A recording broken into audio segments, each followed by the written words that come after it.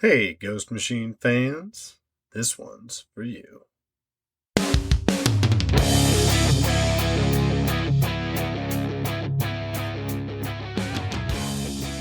Welcome to the Ghost Machine Fans Podcast, episode 58. We're getting really old here. We put the plutonium in the fuel tanks, turned on the flux capacitor, and revved up our DeLorean to 88 miles per hour to go time traveling, family Odyssey style, with the Rocketfellers number 4. I'm Snoggle, also known as Becky, and I'm joined by my partner in crime, Nick. It feels like ages since we've talked about this series. How you doing, Nick? It does. It's because there are so many different comic books coming out from Ghost Machine that it's hard to keep track of them all. But yes, I can't believe we're on issue 4 a week before this episode airs is when issue 5 came out. So, as a reminder, we don't try to do these on release days so that it gives everybody time to read the books and come back and talk about them. But I tell you, it is hard to keep up. They've got a lot of amazing titles coming out right now. Mm-hmm. But we have an amazing shout out. Speaking of exciting events going on, Free Comic Book Day just happened. And this time we would like to shout out Mr. Xavier Fernandez. He's on Facebook and the fan group with us, but also he's on Instagram under MXP Fernandez. And we've known Xavier for over a year. We've known him since I think the first video we ever made because he's always been so darn supportive. He was one of the first people that was like, hey, Knucklehead, you should go get this thing called CapCut Pro and some other stuff that has allowed us to make some really neat videos. And he put out a video really recently and collaborated with us, as he typically does with Ghost Machine content, about Danny Miki, superstar, MVP, inker, Danny Miki of Hyde Street fame and many other works, often with Yvonne. He was at this store called Comic Bug in California, I believe. And he was signing a bunch of Ghost Machine stuff. He had super cool purple Hyde Street shirt on, Ghost Machine hat on. Really cool to see him doing what he was doing. And Xavier makes these sweet videos whenever these events happen, because he's in the neck of the woods where a lot of this comic book stuff happens. So it was awesome to see yet another one of those. And he does a really good job of showing the fans his signed books too, because it's the type of thing where, where he's at, you can do a lot of this comic book stuff, and it allows a lot of other people around the country to vicariously live through him. So thanks a lot, Xavier. We always appreciate your hard work out there on the streets. Yeah, it's really awesome. I really wish we would have had the opportunity to enjoy Free Comic Book Day, but we were in the very, very cold rain at a soccer tournament for our child. So it's great seeing those videos. Felt like we were there. For sure.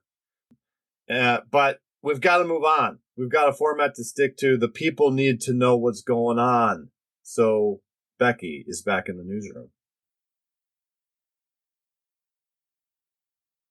So this episode will air on Wednesday, May 7th, which happens to be the release date for the Image first edition of Junkyard Joe number 1.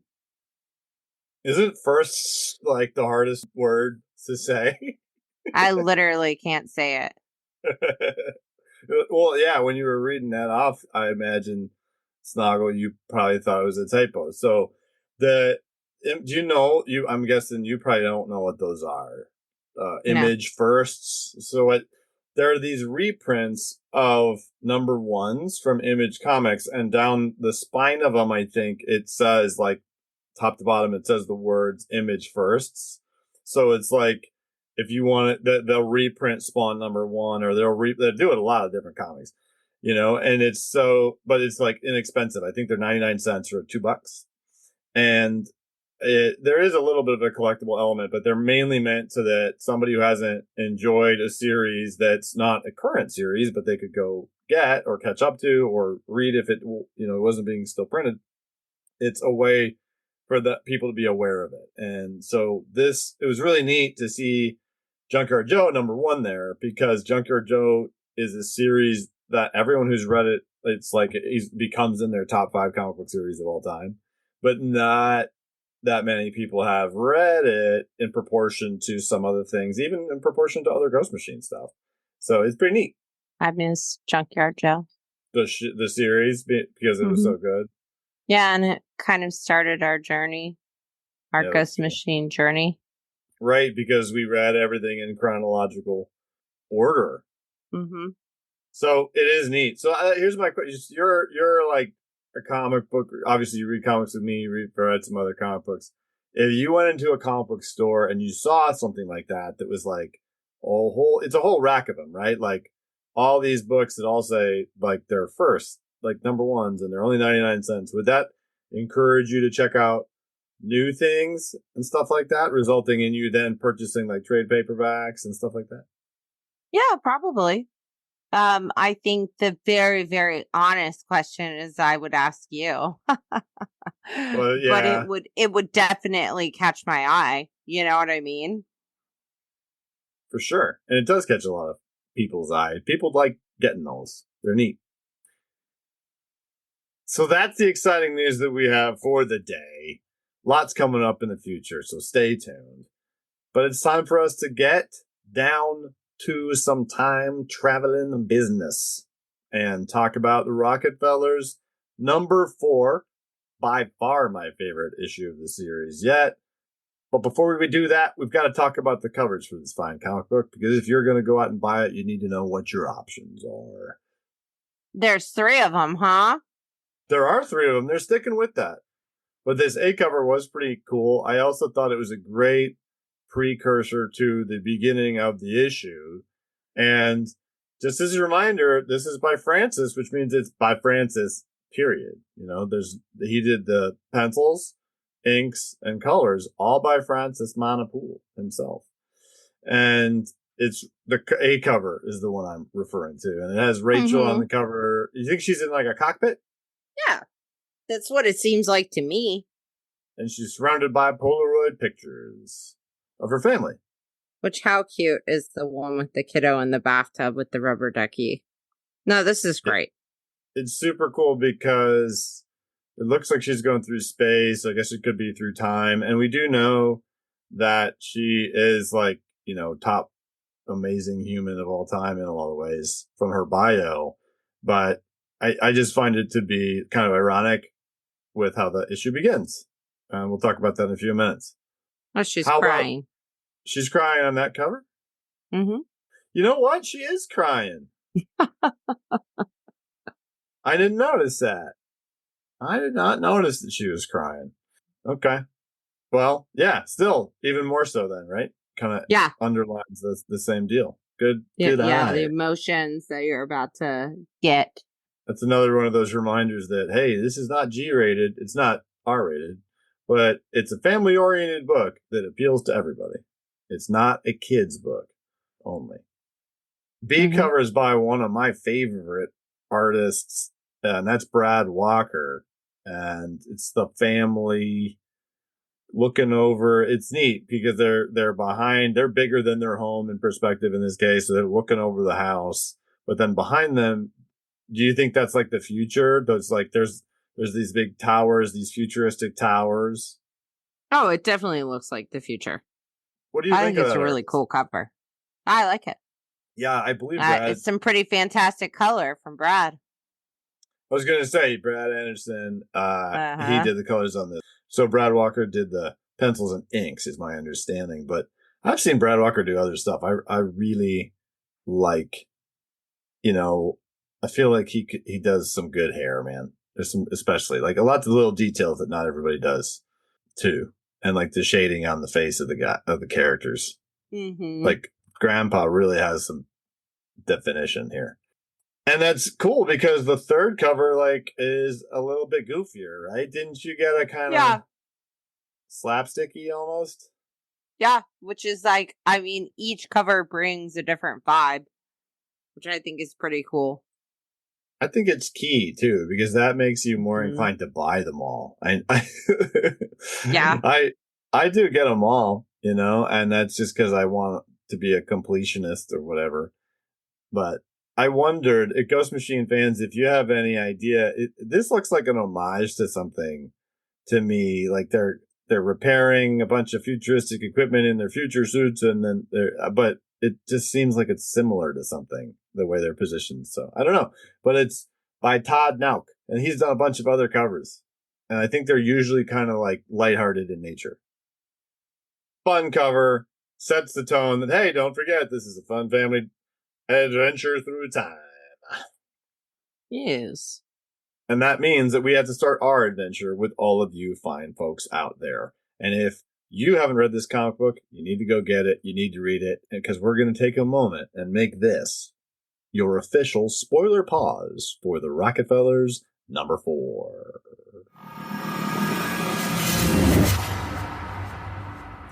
Snoggle, can you give us a creator roll call on this fine Ghost Machine comic book? I can, but will I? Yes, I will. We've got our creators, Peter Tomasi and Francis Manipool, our colorist, John Calise, Ian Herring, and Francis Manipool as well, and our king of letters, Rob Lee, at it again. Can't keep a good letterer down. Nope. No, you cannot. He's unstoppable. That's right. He's got some really recently. He's had a lot more a few new pictures on his wildlife photography page on Instagram, and they're really, really cool. You should check that out if you haven't checked out Rob Lee Outdoors. So those are our creators. Remember, this is one where Peter Tomasi and Francis Manipul really emphasize that they put it all together as one unit. And we got those awesome collaboration videos of them when they were really starting to work on the series. And you can really feel, you're starting to feel more and more of the depth of what they put together slowly blossoming in this issue, I feel like. And Yeah. how does it kick it off? Is this really neat countdown deal? Yeah, I had to stare at this for a second. I'm not going to lie. Where I was like, because the first one, I'm like, is this a year? And then I was like, oh, it's a countdown. I felt really stupid. Oh, I felt the same way. I thought at first it was like a year in the future, but I just Francis does these really smart things that help him stand out from other creators, because the visual is her face, Rachel's face behind the countdown. So she's watching the countdown and she's experiencing the countdown. And that is way more immersive than any other way that I've seen somebody do something like that in a comic. So that's really cool, Francis. Yeah. It's a countdown because there's a launch going on, and she is not in the spaceship going to adventure, though. She's not. No, she's pregnant. She's pregnant, and they're going to Jupiter, and you can't take no baby to Jupiter. No. Apparently. Yeah. The girl on the crew who says you're the one who should be sitting in this seat, Rachel. I understand the sentiments of what this comic, like what the storyline is going with, but nobody wants to hear that.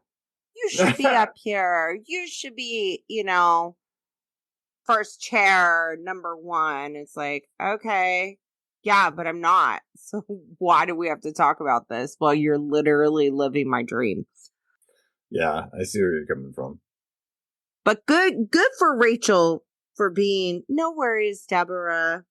I like how that last, because those first two pages are countdown and then what we're describing, which is a trip to Jupiter. And that appears to be when she's first pregnant. So that's with Richie. And when she's first pregnant with Richie, that means she's like, I'll be exploring quite a different new frontier down here.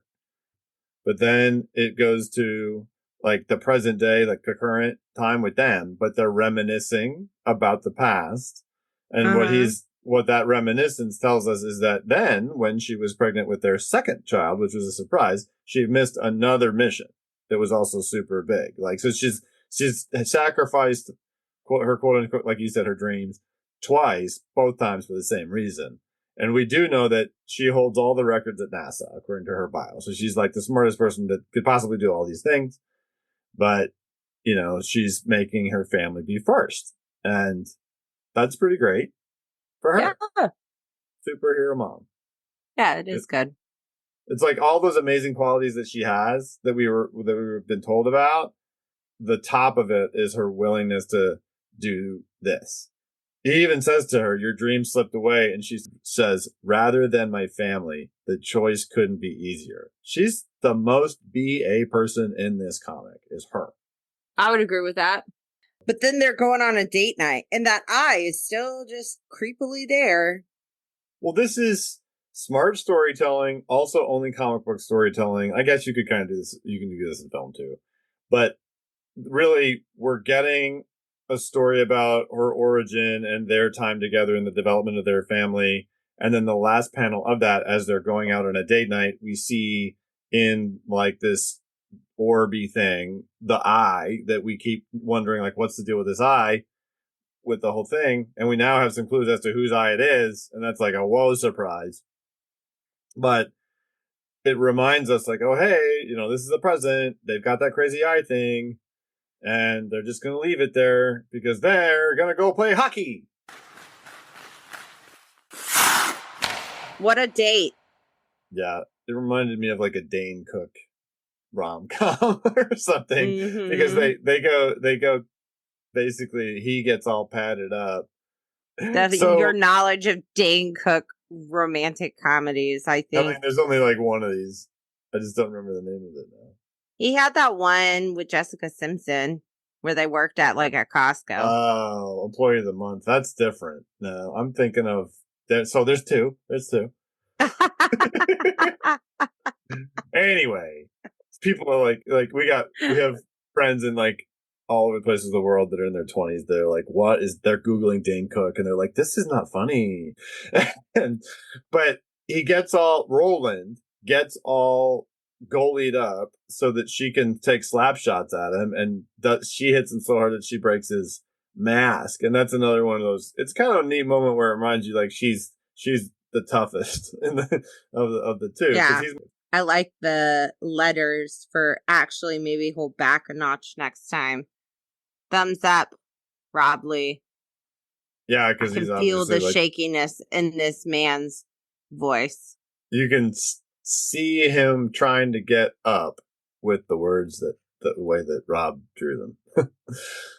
And it's neat because we get to say, it's like we're going to touch on each member of the family and see how they're doing, because next we have Rodney, who's doing his job. We know that he's accumulated a following in the neighborhood, and because I think it was the last issue where they were like staking him out, and then we saw him run by. They just got out of their car and were like, we're going to start running with you all the time to be healthy.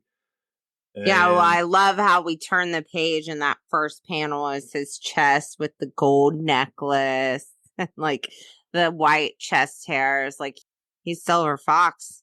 But no, you're right. Definitely. I didn't notice the tears, didn't notice the silver chest hairs, but until the Snoggle came in and said, hey. Well, you know, I look at the details. I like how, so the whole point of this, though, is instead of telling us the same story again, there's a newcomer to their little jogging crew whose name is Carol, and she's also a widow. And she's like super fit, though. And well, also in mid-convo, of course, he had to save a kid from getting hit by a car while doing the thing. Like, first of all, I think these two panels were so well done, because like you can feel the motion, and also he does that like slick move of sliding across the hood of a car. Like, how freaking cool is that? Gotcha.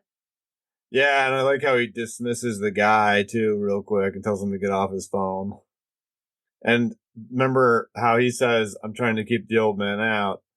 She says, I've been trying to stay fit since my husband died. Be good to myself. Don't let the old woman in and all that. And he laughs because that's what he says. You know, that's pretty cool.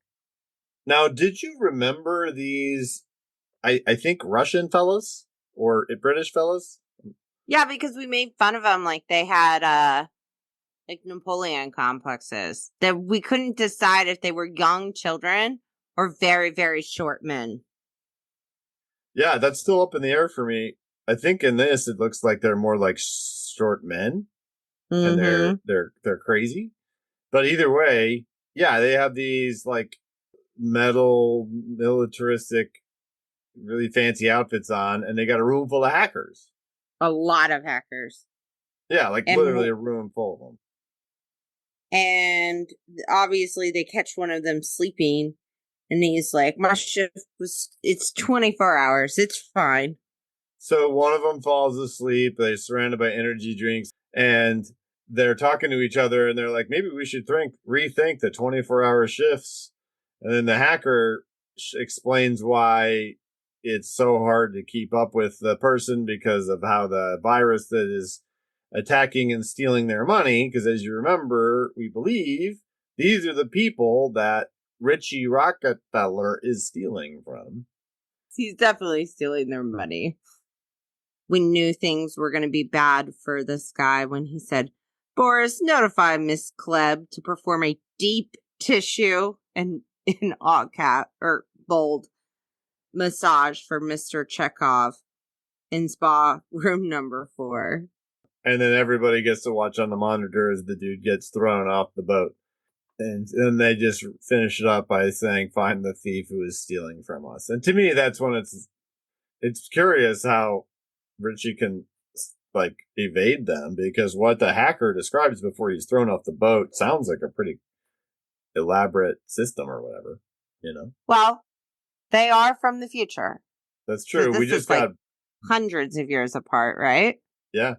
Speaking of futuristic technology, I like how he's using this tech to write I will not eat in class while eating in the classroom over and over on the board, but he's doing it so he only really has to write it once by having some sort of tech hold them all and do it. Like, it's pretty sweet. Very cool. You think that's a Twix bar? I do think that's a Twix bar. I do too. I Yum. do. Mm-hmm. And just like the slap shot that we got in the hockey, we get some crunch, crunch, crunch from that Twix bar. I guess he's in detention or whatever, and so he gets out of that, and his sister's out there waiting on him. He sees some other kids going and having fun, and you can tell he's kind of bummed he doesn't get to do that. Listen, I really like his sister because she's like the weird, silent kid who sometimes freaks people out. Like, she can obviously tell the future. She can talk to animals. She's got a different level of intelligence. Like, she's very special. So some people can't connect with that. So she's just sitting there like looking just incredibly innocent.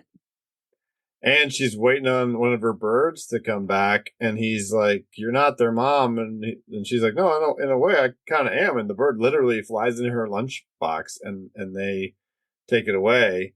But he presses a button or something, I guess, and starts to hover in his Marty McFly looking future boots, and then she's like, no, don't do that. You're going to get us in trouble. And he tries to do the typical kid thing of being like, well, all this stuff that we've been doing is going to get us in trouble. I might as well be able to use my future boots, blah, blah, blah. And every time they have him do something like that, I feel like it's a reminder they're going to get caught. They're going to get caught. They're going to get caught, And whether it's Kronex or not, and, it's going to add up and bite him in the what, man.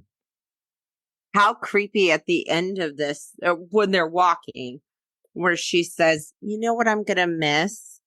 Clouds moving in the sky. And he's like, what are you talking about? It's going to get dark, Richie. He's like, yeah, it gets dark every night. A different kind of dark. Like, that's what I'm talking about. This like ominous innocence. Yeah, her precog abilities tend to be freaky or creepy. No, and then we turn the page to I just love the action in this. We turn the page and we're in another century. And like honestly, what a page. It's just beautiful. Beautiful colors. Like I truly love everything about it. And it looks like, so right away we see a frontiersman looking fellow, like someone out of the Revenant, and he's got an arrow in him. Mm-hmm. And then we see it's in Black Hills, South Dakota in 1875, and then a woman in cowboy gear appears, and it looks like she's appearing in like pink energy or something, like from a portal, presumably like a time portal or something like that. Did you recognize her at first or realize who she was? I didn't. Not at all until the end of this little story. And I think that's intended, and I think that's also fine. And Jeremiah Wood, who we now learn about, we haven't seen this character before either, is, I guess, he's like, oh, I was about time someone got here before I bled out. And he's basically saying, like, typically people come save him when something happens. And she takes care of this arrow and gives him some medicine. She has some glowy stuff, so she's obviously got technology. You can't just fly by this blood lettering from Rob. The sound of the arrow coming out of him.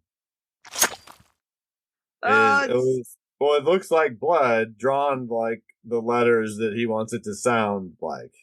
I love it. Everything about it. Yeah, that's the sound that makes you feel like that would feel horrible, is what it does. I love how, like, obviously she saves him and she's like, now I'm going to go to talk to the Sioux that are out there. And they're like totally prepared to kill who they think is a him. Yeah, they say, because they say this fool wants to die, let us oblige him, and they shoot guns and arrows at the time traveler, none of which pierce her, and then they bow down, which Jeremiah Wood observes. Mm-hmm. And apparently he just passes out, probably because of loss of blood and stuff like that. Because I guess she gets him into the bed, because when she wakes him up, he's sitting on the bed. So they now think she's a god. Obviously, lady from the future survives their, infested arrows and gunshots and whatnot. So basically, he has to stop messing around. Like, what's happening? He's effing around and he's finding out. He's stealing their stuff right off from their burial grounds. Like, Jeremiah, you kind of suck. Like, yeah. Not only are you hunting on their land, but you're stealing from their dead. Like, but then we find out he sucks a lot more. What is that? He took a deal. Oh, testify against Chronix, and we won't throw you in jail. We'll give you witness time protection because he was involved. Right, he was involved. They say he was a security guard, and he only became helpful, essentially turning on the others, his accomplices, after he gave a demolition team the full schematic of the building in order to do what they did. And so that happened in the future and in the 25th century or whatever, you know what I mean? Mm-hmm. And so she's basically telling him, it's interesting because we learn these dynamics. She says, here's some antibiotics for whatever other messes you get into. This was the last allotted time zone protection visit. So yeah, like, we're not coming back. Make better decisions, my dude. And this, of course, is when she goes back to 24-25, and I'm like, it's Reggie's wife or fiance, Olivia or whatever. Fiance now, and they do a good job of reminding us of that. So we do see her like flash, like she flashes in via the portal, and I like that the way that Rob did his teleportation sounds. And right away to help us remember, oh yeah, who that is, Reggie's like, "Did you forget something?" He's holding her wedding ring, and I couldn't chance bringing my engagement ring back to 1875. Now, could Well, I, she Mr. said. Rockefeller? He asked her if she forgot something, and she mentioned that she wouldn't take the ring back to 1875. And I agree with her. If you were going to be time traveling, I don't know. I would tell you that better be in a lockbox somewhere and not You don't traveling even through time. you don't even want me to put my ring on the ring stand I bought. It's because the ring stand is often next to the sink, which is next to the drain and the toilet. You should put your ring stand elsewhere. And she leaves, and Jeremiah Wood makes good on his stuff. He gives them back their pelts.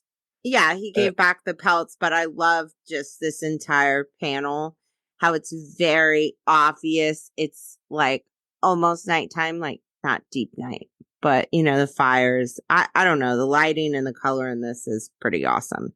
Oh yeah, Francis is a mind blowing artist. It's Mm-hmm. incredible. But they're like, let us trade with him to make him think we respect him. And they give him what he's like he says, "Oh, this is a drone from my time." And so he realizes somebody from the future is looking for something, but in fact, because in the next page we see Raina is there. I don't know where. This is probably my favorite page in the book. All this red, and because every panel is combat, right? We see Raina, and each page Raina is saying something, and then Mm-hmm. they are pulling out their bows, their swords, they're fighting and doing all this stuff. But really, it's just she decimates them is the assumption, and then leaves Oh everything yeah. in flames. I mean, and like all of the red in this panel is just like evil has arrived in South That's a really Dakota. good point. That's a really good point. And she says, "Did you really think you could run from me? All this spilled blood is your fault." And remember, she works for Cronex. He turned on Cronex, I guess, in the process of what he was doing. Mm-hmm.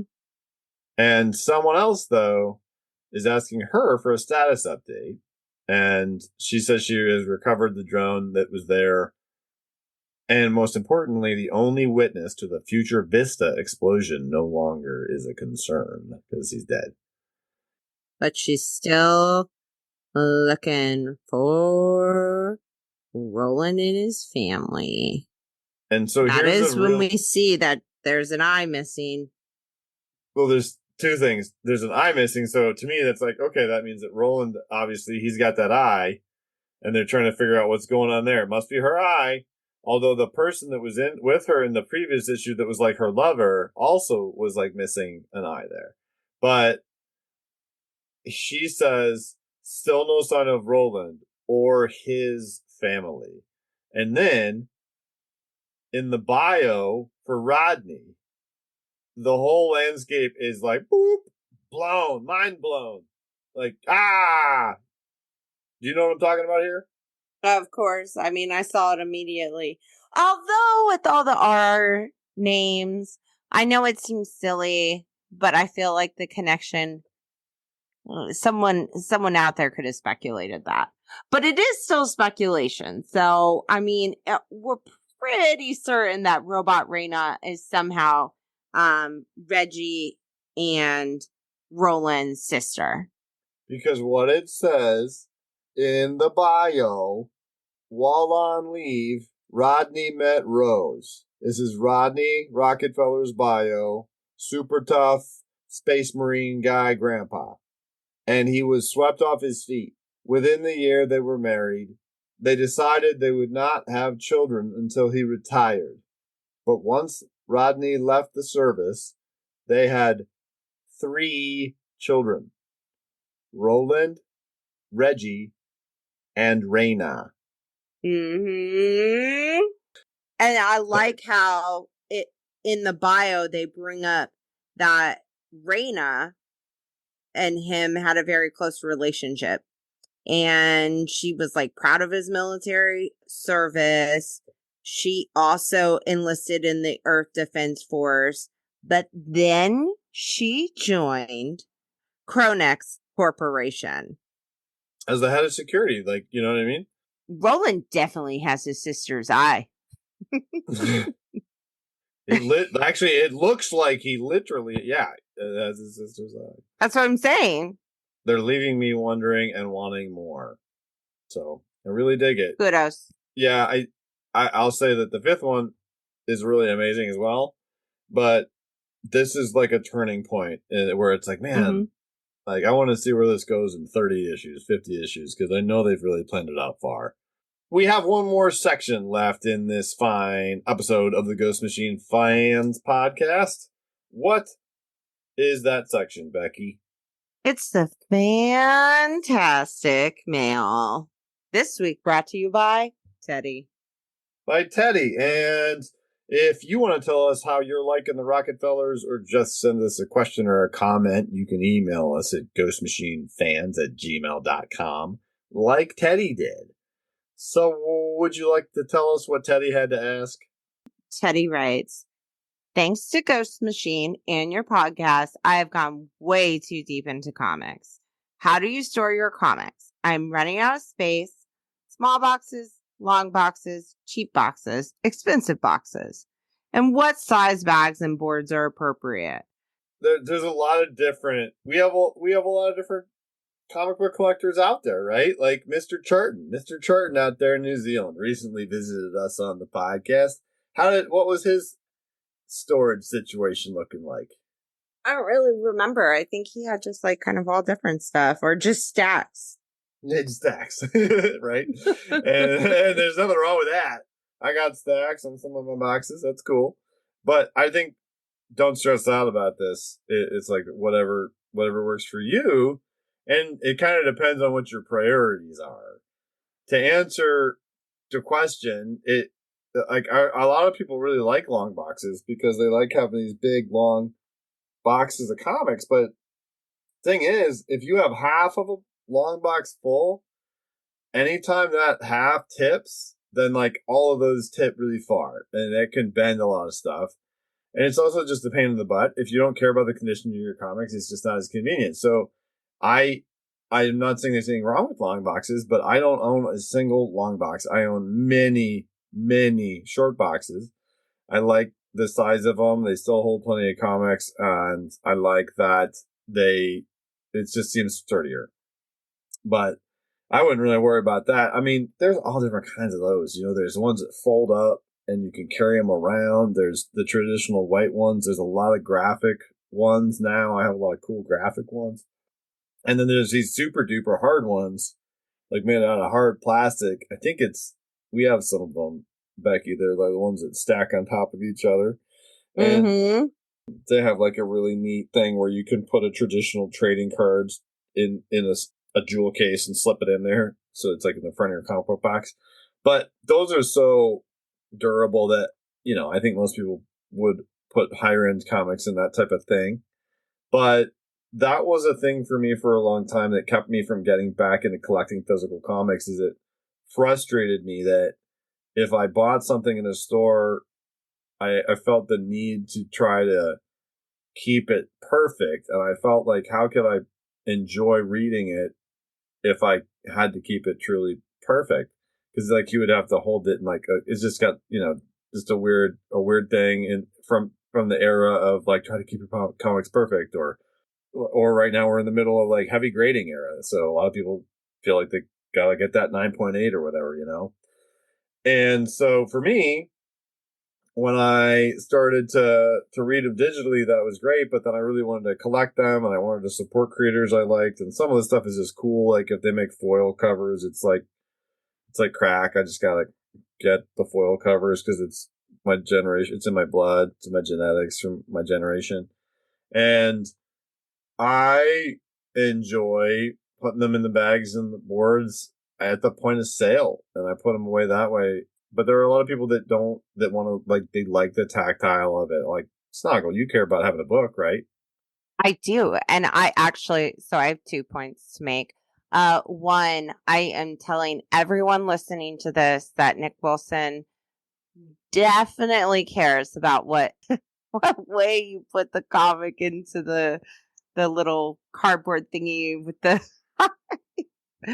with the plastic covering, because I did it wrong. And he's not wrong, by the way. I was like, okay, your way makes way more sense, and I don't accidentally get the sticky thing on the comic. But I would say that I have books kind of displayed all throughout our house. So, like, some of my special books are displayed in, like, the living room, cutesy bookends, and then some in our dining room as well. And then there are books upstairs. And then there are books downstairs. There are just books everywhere. I've just got stacks of them kind of hidden everywhere. You bring up another good point, though, Teddy. You might want to display your stuff, and people like to do that. Like, I see all the time on social media, I see new ways people have found to display their comics and their figures and stuff like that. I display my comic books that are graded on acrylic shelves that are designed to go on the back of a closet door and hold makeup. And I found them, and they're clear, and they're sweet, and they're easy to put up on the wall, and like they look almost kind of invisible, so the books are just there, and it's a very cost-effective way to do it. But, you know, you're talking about boxes and bags and boards. Whatever is good for you with the boxes. If I'm going to move anything around, even just in my house, I want the smaller boxes. I find it easier to maneuver. In terms of the bags and boards, though, this could be a daunting thing because there's current bags, quote unquote. There's silver bags, which are the silver era of comics, which are a little bigger. And then there are golden age bags, which are typically not as heavily stocked, whereas current and silver get stocked quite a bit. And gold is like bigger from even earlier era comics. And then occasionally some people have magazine bags now for the oversized stuff. And all of the above has their corresponding board. But really the current versus silver thing is a point of contention between a lot of folks, because basically, Snoggle, if I take a Ghost Machine comic book and I put it in a current, quote unquote, the label on the thing literally says current size bag and board, right? And I put a Ghost Machine comic in that, then my spine and the edges of the pages on the opposite side of the cover are going to both be flush with the edge of the bag and board. Right. So it's going to be like really tight. Okay. Right. Whereas if I have like tie, no, it's going to be like really tight around it. Like it'll be like it won't have any room to move. And if I put a Ghost Machine comic, a current size comic, in a silver age bag and board, it will still be encased completely, but there will be like a thin, then it has an area around it. And to me, that means that I don't have to worry about stuff getting dinged up. To a lot of people, that means that it could move around. But the bags and boards that I get, they don't seem to move around at all. So it's just really up to you. And I also find different shops carry different variations of that. But I don't know. It depends on how much you want to take care of your stuff. Some people really don't like having to keep it nice because they want to read them and read them and read them and read them, and that's part of the experience, and that more power to that. So yeah, you know, hey, Ghost Machine fans, we would love for you to tell us how you store or display your comics, your Ghost Machine comics, your other comics, your comic book stuff, your action figures. Let us know at ghostmachinefans@gmail.com, and perhaps we will read your message on the next Fantastic Mail segment. Because it's fantastic.